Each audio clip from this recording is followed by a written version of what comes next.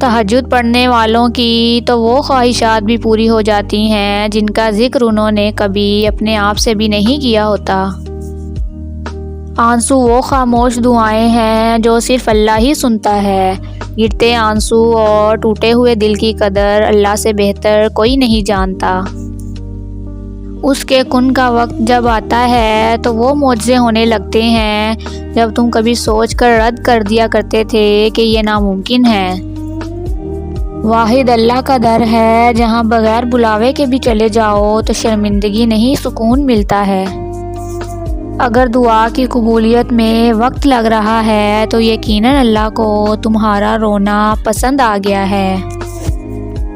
مت ہو پریشان میرے بند کیے ہوئے دروازوں پر، میں خیر لانے سے پہلے مصیبتوں سے گزارتا ہوں۔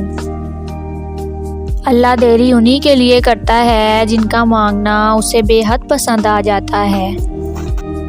یہ زبان پہ دعاؤں کا آنا بلا وجہ تو نہیں، تم بس یقین سے مانگو تمہارا اللہ دعاؤں کو قبول کرنے والا ہے۔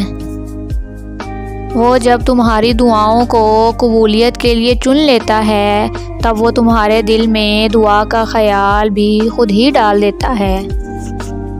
اگر چاہتے ہو تمہاری سب دعائیں قبول ہو جائیں تو تہجد پڑھا کرو اور اللہ سے اپنے دل کی ہر بات کیا کرو، اس وقت اللہ ہمارے بہت قریب ہوتا ہے۔